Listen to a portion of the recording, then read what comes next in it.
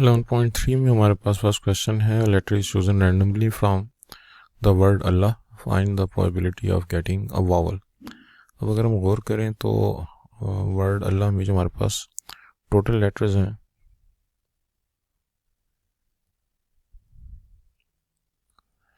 वो हो गए 1 2 3 4 5, तो 5 हो गए। और जो इसमें हमारे पास वावल्स हैं तो वावल्स की तादाद इसमें एक ए है और ए दूसरी तरफ ए ही को हम अगर वावल लें तो दो इसमें वावल्स हो गए। तो इसके हिसाब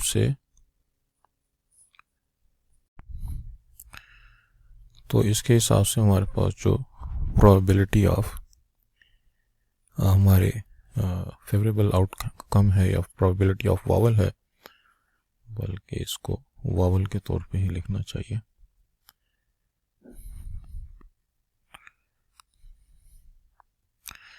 तो वो होगी number of elements in vowel set divided by number of elements in sample space. तो 2 वावल्स हैं और हमारे पास जो टोटल लेटर्स की तादाद है वो है 5, तो 2 आउट ऑफ 5 हो गई। इसी तरह से हमारे पास जो दूसरा पार्ट है the probability of getting h, तो प्रोबेबिलिटी ऑफ h लेने के लिए number of h over number of elements in sample space. तो अल्लाह में वर्ड में हमारे पास h की तादाद एक ही है और सैम्पल स्पेस में यानी कि हमारे पास जो टोटल लेटर्स की तादाद है वो है 5, तो इस हिसाब से 1/5 हमारा आंसर हो गया। तो पहला आंसर हमारा 2/5, दूसरा हमारा आंसर 1/5। थर्ड पार्ट में जो है हमको कॉन्सोनेंट, तो कॉन्सोनेंट जो वावल नहीं होता उसको कॉन्सोनेंट कहते हैं। तो probability of getting a consonant में हमारे पास number of consonants divide by number of elements in sample space. तो ये जो हमारे पास 2 ए हैं इनको छोड़ के एल और एच ये तीनों कॉन्सोनेंट हैं, तो 3/5 जो है ये प्रोबेबिलिटी हो गई कि अगर हम रैंडमली एक लेटर चूज़ करें तो उनमें से जो कॉन्सोनेंट होंगे वो 3 आउट ऑफ 5 हो सकते हैं। अच्छा, ये इसमें हमारे पास जो है एक और पार्ट भी है कि एल्स की तादाद जो है उनके हिसाब से भी हमने प्रोबेबिलिटी निकालनी है। तो अगर मैं प्रोबेबिलिटी ऑफ एल्स निकालूं तो वो number of else divide by number of elements in sample space. तो एल हमारे पास जो वर्ड अल्लाह है उसमें 2 एल्स आ रहे हैं, तो 2 डिवाइडेड बाय 5 ये उसकी प्रोबेबिलिटी हो गई। हमारे पास जो नेक्स्ट क्वेश्चन है, क्वेश्चन नंबर 2, और government factory shaped an order which contain 7000 jackets. तो डाटा को जब हम साथ साथ लिखते जाते हैं, जैकेट्स की तादाद जो है नंबर ऑफ जैकेट्स है वो हमारे पास 7000 है। इस तरह से नंबर ऑफ स्वेटर जो है वो 2000 है और नंबर ऑफ ट्राउज़र जो है वो 3000 है। तो इसके हिसाब से हमारे पास number of elements in sample space जो हो जाएंगे, यानी कि जो टोटल आइटम्स हमारे पास हो जाएंगे वो हो गया 7000 प्लस 2000 प्लस 3000, तो ये हमारे पास 12000 टोटल आइटम्स बनते हैं। और इसमें जो अब हमारे पास जो कुछ फॉल्टी आइटम्स भी हैं। जो पहला हमारा क्वेश्चन है वो ट्राउज़र का है कि जी अगर कोई पैकेट खोला गया तो उसमें ट्राउज़र की तादाद जो है वो क्या हो सकती है। तो पहले के हिसाब से अगर हम ट्राउज़र की प्रोबेबिलिटी मालूम करना चाहते हैं तो प्रोबेबिलिटी ऑफ ट्राउज़र जो है वो number of trouser divided by number of elements in sample space. तो ट्राउज़र्स की तादाद है हमारे पास 3000 और जो हमारे पास सैम्पल स्पेस में यानी कि टोटल आइटम्स की तादाद है वो 12000। तो ये 3000 इन 3000 से कट गए, 3 1s are 3, 3 4s are 12, तो हमारा आंसर 1/4 होना चाहिए। इसके बाद जो दूसरा हमारे पास क्वेश्चन है कि नॉट अ जैकेट, तो यूँ करते हैं कि पहले तो हम प्रोबेबिलिटी ऑफ जैकेट निकाल लेते हैं। जब प्रोबेबिलिटी ऑफ जैकेट निकालते हैं तो उसके हिसाब से number of jackets divide by number of elements in sample space. Jackets की तादाद है 7000।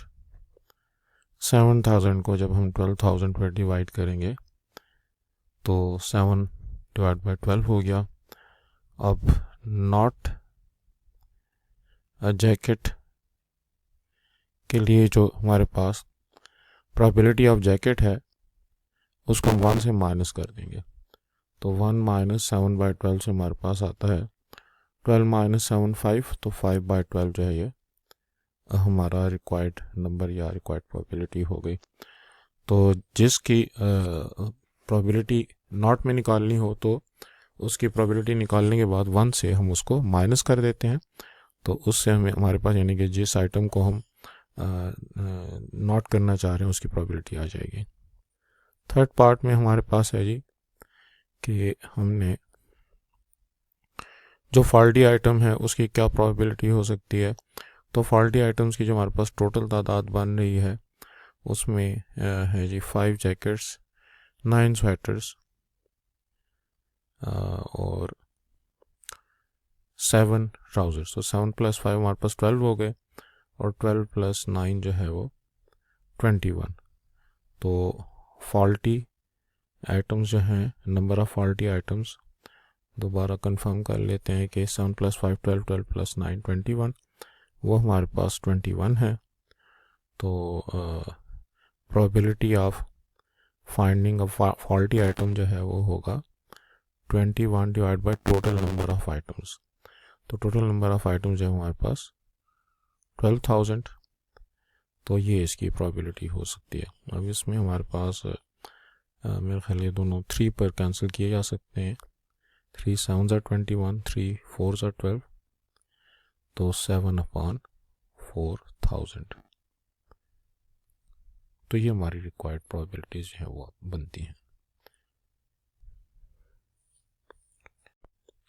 और अगर हम इसको डेसिमल में कन्वर्ट करें तो ये हमारे पास 0.00175 आ सकता है। तो ये दोनों आंसर जो है वो दुरुस्त है। क्वेश्चन नंबर 3 है, उसमें है कि number of wheel is divided into 8 equal sections labelled as pansy, lily, orchid, tulip, jasmine, rose and marigold. तो ये जो एंड सनफ्लावर, तो ये हमारे पास जो गिवन है ये फ्लावर्स के नेम हैं और ये व्हील के ऊपर लगे हुए हैं। तो इनको हम लोगों ने जहन में रखना है कि pansy, lily, orchid, tulip, jasmine, rose, marigold और सनफ्लावर। तो ये हमारे पास 8 किस्म के जो है वो फ्लावर्स हैं और इनके हिसाब से जो है हमने अपने जो क्वेश्चंस हैं उनके आंसर्स को बनाना है। तो हमारे पास जो फर्स्ट क्वेश्चन है वो है जी कि माज ने जो है वो इस आर्ट सेक्शन वाले रोल को स्पिन किया है, तो जब वो स्टॉप होता है तो वो रोज़ के ऊपर कब स्टॉप होता है इसकी क्या प्रोबेबिलिटी है। तो फर्स्ट की प्रोबेबिलिटी के हिसाब से प्रोबेबिलिटी ऑफ रोज़ जो है वो number of elements of rows और number of elements in sample space के फार्मूला से, अब रोज़ बीच में का ऑप्शन जो है वो हमारे पास एक ही है, तो 1 डिवाइडेड बाय 8 होना चाहिए क्योंकि हमारे पास इसके 8 सेक्शन हैं। इसी तरह से सेकंड पार्ट में है कि स्टॉप्स एट 4 लेटर फ्लावर, तो 4 लेटर फ्लावर में हमारे पास एक लिली है और उसके अलावा रोज़ है और इसके अलावा हमारे पास कोई ऐसा नहीं है। तो प्रोबेबिलिटी ऑफ 2 लेटर के हिसाब से number of 2 letters divide by number of elements in sample space, तो ये हमारे पास बनता है।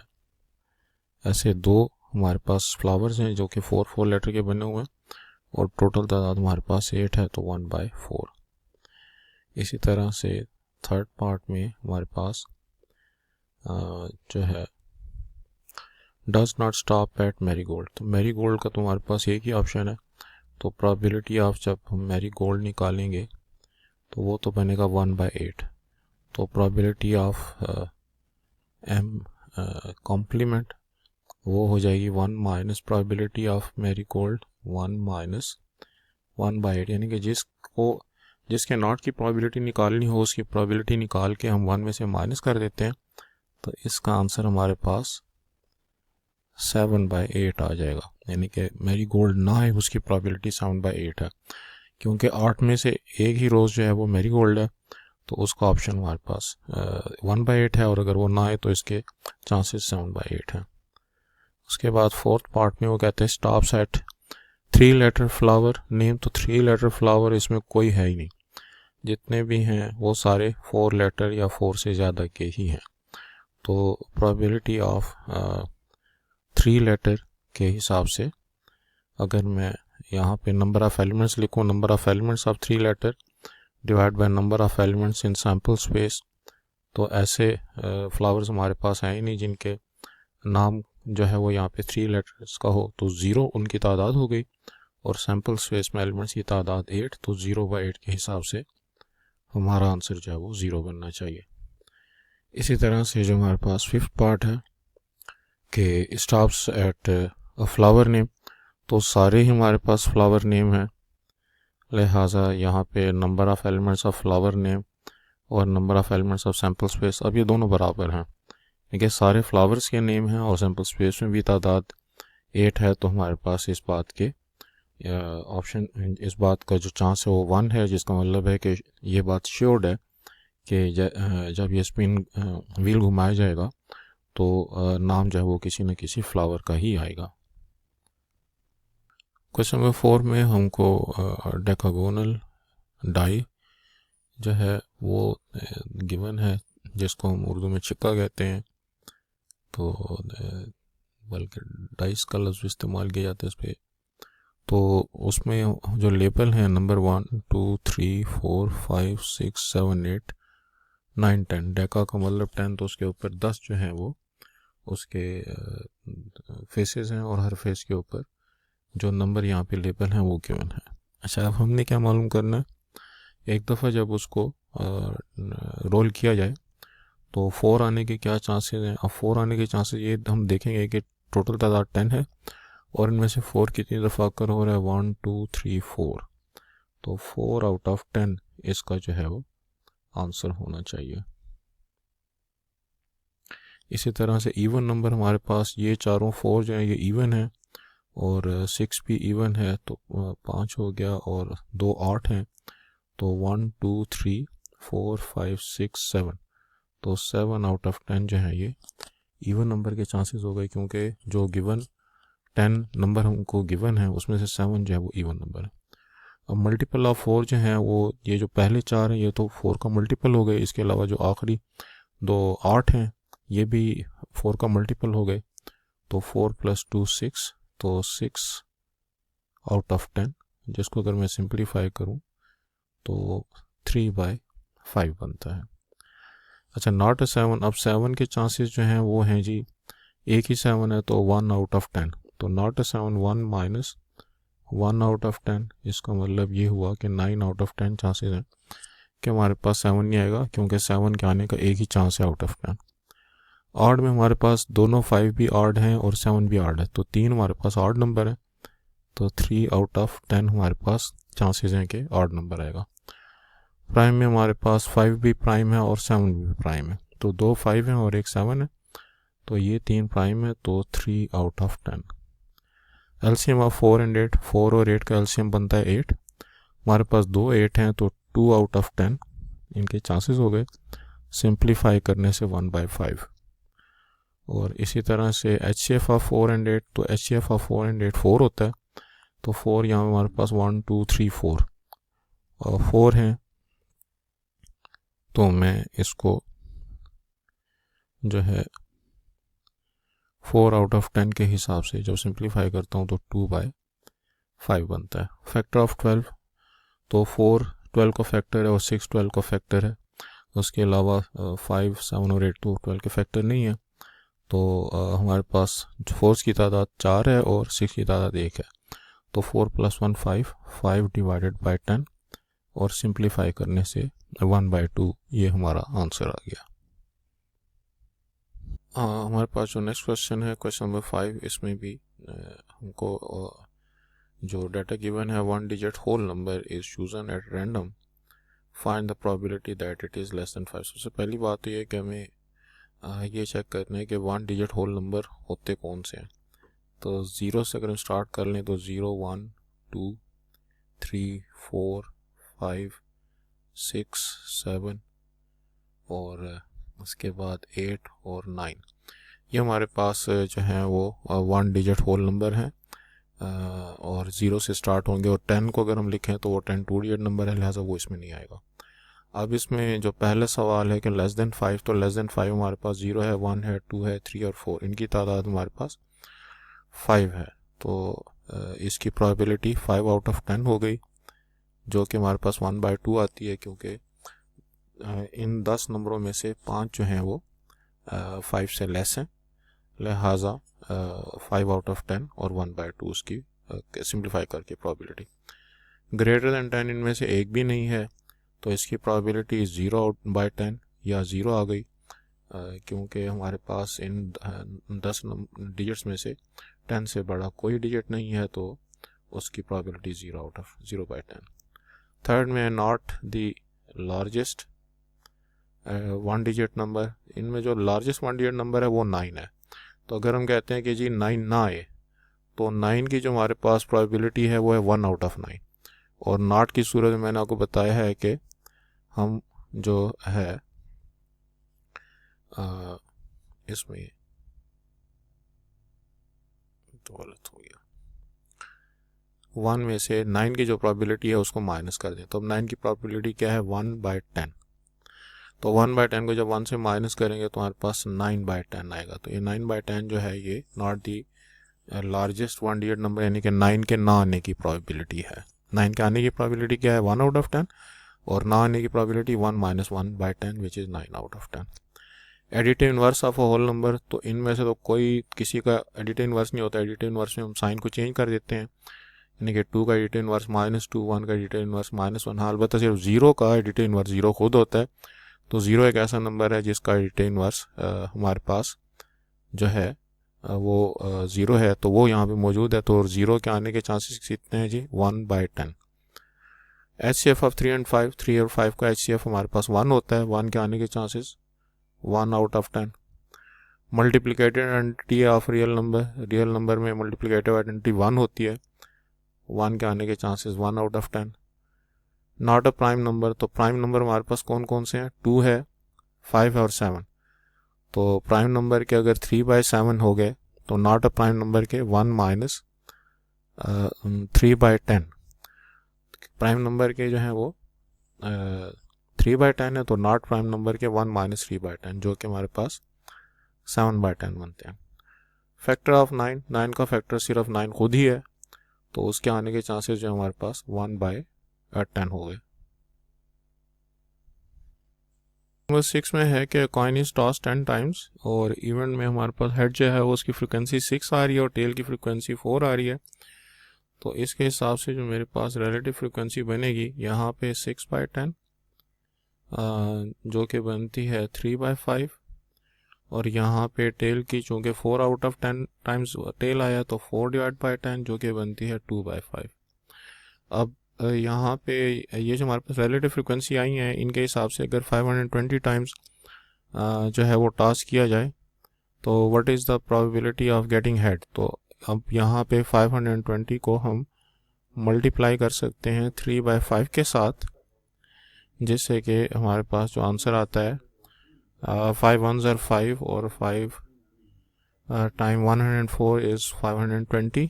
तो इसको जब मल्टीप्लाई करेंगे 3 के साथ तो 4 टाइम 3 इज़ 12, और यहाँ पे 1 और 3 1s are 3, तो 312 जो है वो हमारा आंसर आना चाहिए इसका। बी में what is expected frequency of getting tail if it is toss 305 times, तो 305 को जो रिलेटिव फ्रिक्वेंसी है टेल की 2/5 उसके साथ मल्टीप्लाई कर देते हैं, तो ये बनेगा 5 times 6 is 30 and 5 times 1 is 5, तो 61 into 2, तो 2 1s are 2 and 6 times 2 is 12, तो 122 टाइम्स जो है वो टेल के आने की एक्सपेक्टेंसी है। हमारे पास जो नेक्स्ट क्वेश्चन है, क्वेश्चन नंबर 7, इसमें भी है complete the table if a dice rolls 120 times. तो यहाँ पे हमें 1 की फ्रीक्वेंसी, 2 की 1 कितने टाइम आया 15 टाइम्स, 2 25 टाइम्स, तरह से जो 6 नंबर होते हैं डाइस पे उनके बारे में बताया गया है। तो इनकी रिलेटिव फ्रीक्वेंसी निकालने की खातिर जो हमारे पास 1 आउट ऑफ 15 हो जाएगी, 15 डिवाइडेड बाय 120। 1 की जो है रिलेटिव फ्रिक्वेंसी 15 डिवाइड बाय 120 से हमारे पास जो डेसिमल में आंसर बनता है वो बनेगा 0.125। इसी तरह से जो हमारे पास 2 की 25 टाइम्स है, तो 25 डिवाइडेड बाय 120, तो ये भी 225 डिवाइडेड बाय 120 से नंबर बनता है 0.208। और 3 जब वो 15 टाइम्स आया तो 15 डिवाइड बाय 120, इससे आता है जी 15 डिवाइडेड बाय 120 0.125। और 4 जब वो 20 टाइम आया है तो 20 divide by 120, so 20 divided by 120 0.166।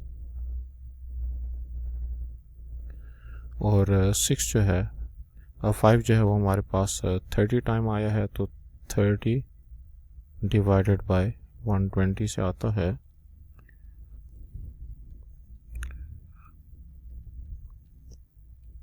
0.25।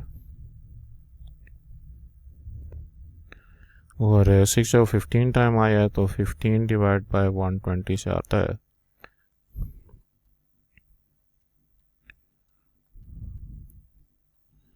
0.125। तो ये इनकी जो है रिलेटिव फ्रिक्वेंसी आ गई। अब क्वेश्चन 1 में है कि 6000 टाइम्स अगर इसको डाइस को रोल किया जाए तो 6 के आने के क्या चांसेस हैं। तो 6 के चांसेस जो हैं वो 0.125 को जब हम मल्टीप्लाई करेंगे 6000 के साथ, तो इससे हमारा आंसर आता है मल्टीप्लाइड बाय 6000, तो 750 टाइम्स जो है वो हमारे पास 6 आना चाहिए। इसी तरह से अगर if roll 3000 times, how many times occurrence of 1 is expected. तो 1 की जो हमारे पास एक्सपेक्टेंसी है वो है 0.125, तो 0.125 को हम मल्टीप्लाई कर देते हैं 3000 के साथ, जो कि बनती है 0.125 multiplied by 3000, 375। तो 375 का फिगर आता है। इसी तरह से if it is roll 400 times, how many time occurrence of 2 is expected. तो 2 की एक्सपेक्टेंसी 0.208 है, और इस नंबर को अगर मैं 400 के साथ मल्टीप्लाई करूं तो ये बनता है 0.208 मल्टीप्लाइड बाय 400, तो 83.2 अप्रॉक्सीमेटली 83 टाइम्स जो है वो एक्सपेक्टेड है कि हमारे पास 2 आएगा। क्वेश्चन नंबर 8 में हमारे पास there are 6 girls section of class 9 और उनके मुख्तलिफ नाम हैं। उनके हिसाब से हमने जो है प्रोबेबिलिटी मालूम करनी है कि find the probability of selecting girl from Hazel. अब हेज़ल और ज़फ़र और डेनियम वगैरह जो हैं, ये ज़फ़र वगैरह जो हैं, ये इनके नाम हैं सेक्शंस के। तो find the probability of selecting girl from Hazel section. तो चूँकि हमारे पास जो टोटल सेक्शन की तादाद है, सबसे पहले तो हमें उस पर कंसनट्रेट करना है, वो है 6। अब जिस सेक्शन की बात हो रही है हेज़ल, वो उनमें से एक है, तो 1 आउट ऑफ 6 चांसेस हैं कि वो इस सेक्शन से जो है वो हेज़ल सेक्शन से सिलेक्शन की जाए, क्योंकि हम एक जो सेक्शन है उससे एक गर्ल की सिलेक्शन कर सकते हैं टोटल सेक्शंस की तादाद 6 के हिसाब से। तो 1 out of 6 chances to select that girl from Hazel section. B में है find the probability of not selecting from Hazel section. तो not के लिए 1 में से 1/6 को माइनस कर देंगे तो हमारा आंसर 5/6 आ जाएगा। तो अगर हेज़ल की probability हमारे पास 1/6 है, तो नॉट हेज़ल की जो probability है वो 1 - 1/6 यानी कि 5/6 हो गई। सी में कहता है verify that A B answers to get sum as unity. तो वो हम 1/6 और 5/6 को अगर ऐड करें तो 6/6 आता है, जो कि 1 के बराबर है। लिहाजा ये हमारे आंसर ए और आंसर बी की वेरिफिकेशन हो गई। डी में if 6 girls are selected find the expected frequency from orchid section. तो ऑर्किड सेक्शन की जो हमारे पास प्रोबेबिलिटी है 1/6, और अगर हमारे पास टोटल ये हमारे पास रिलेटिव फ्रिक्वेंसी हो गई। अब इस रिलेटिव फ्रिक्वेंसी को हमने मल्टीप्लाई करना है 6 टाइम्स। जब 6 गर्ल्स की सिलेक्शन होगी तो 1/6 मल्टीप्लाइड बाई 6 1। तो 1 आउट ऑफ 6 गर्ल जो है वो अगर 6 दफ़ा लड़कियों को सिलेक्ट किया जाए तो उनमें से एक गर्ल का जो है वो ऑर्किड सेक्शन से होना बनता है प्रोबेबिलिटी के हिसाब से। If 60 girls are selected what is the number of girls chosen from tall. तो टॉल की भी हमारे पास जो रिलेटिव हमारे पास ये है प्रोबेबिलिटी 1/6, और अगर हम इसको भी मल्टीप्लाई करें 60 के साथ तो हमारे पास आंसर आता है 10। लिहाजा 60 में से 10 गर्ल्स जो हैं वो टॉल सेक्शन से होनी चाहिए।